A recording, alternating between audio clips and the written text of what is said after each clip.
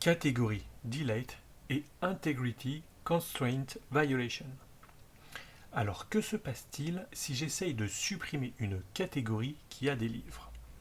Je me rends dans le navigateur, dans ma liste de catégories, et je tente de supprimer cette catégorie qui possède des livres. Et là, j'ai une erreur Symfony. C'est une erreur classique quand on commence à lier des tables entre elles. Vous tentez de supprimer une catégorie et bim, Symfony vous envoie un écran rouge avec ce message barbare. Integrity Constraint Violation. Alors, pas de panique.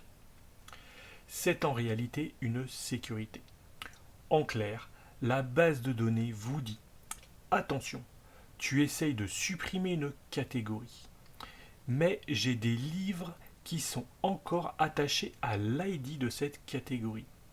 Si je te laisse faire, ces livres vont se retrouver orphelins, c'est-à-dire liés à une catégorie qui n'existe plus. Et ça va casser le site. C'est ce que l'on appelle une erreur de clé étrangère.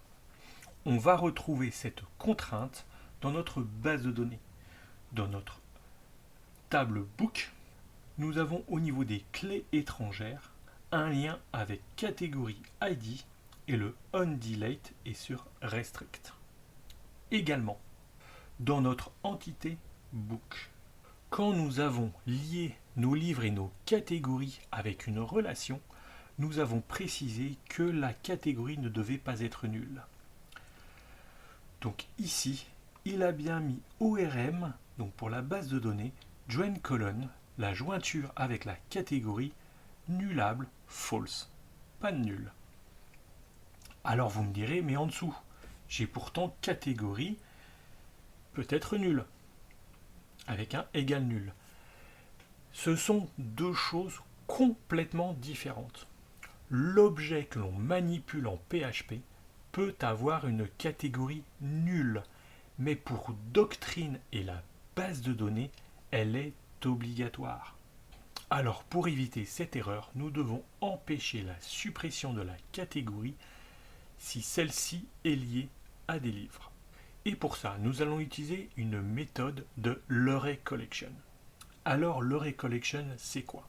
Eh bien, quand nous avons lié nos livres et nos catégories, dans catégorie, Symfony nous a créé un attribut book et une méthode getBooks pour récupérer les livres. Et cet attribut books est un array collection. Un array collection, c'est un objet qui est un super tableau. Il possède des méthodes qui vont nous faciliter la vie pour manipuler ces éléments. Et l'une de ces méthodes est isEmpty. Est-il vide? Cette méthode va nous retourner un booléen, true ou false. Donc dans le catégorie contrôleur, après la vérification du token, je vais rajouter un if. Dans ce if, je vais donc utiliser la catégorie que l'on souhaite supprimer. L'objet catégorie. Sur cet objet, je vais donc récupérer l'array collection des livres avec la méthode getBooks.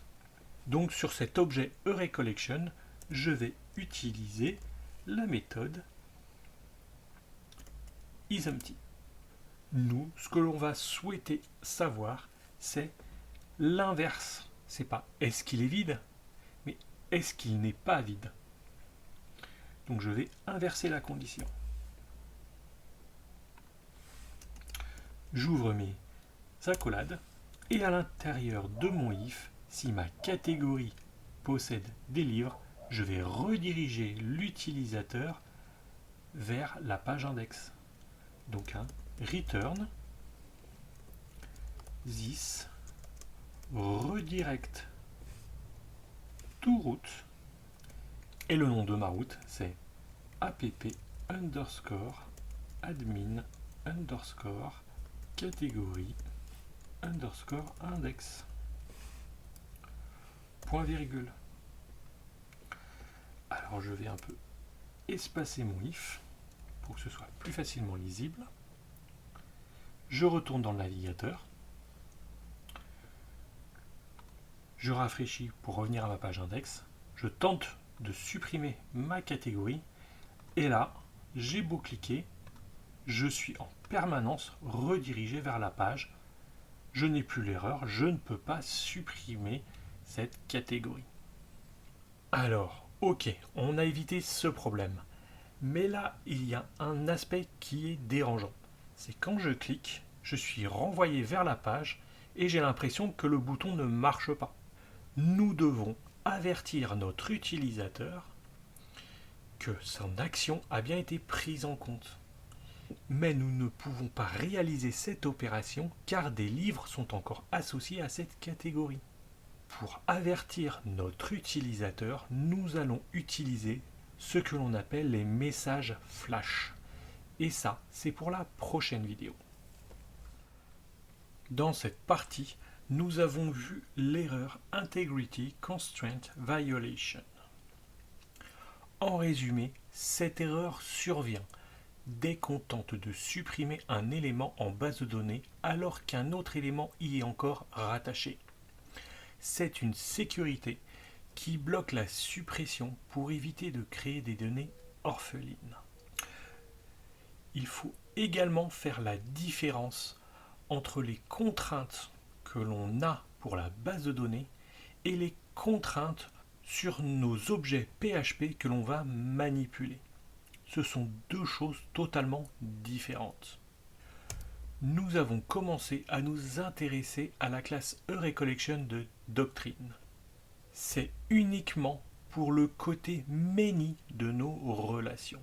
C'est un panier ou un super tableau qui va stocker nos collections d'objets et nous donner accès à des méthodes magiques comme isEmpty.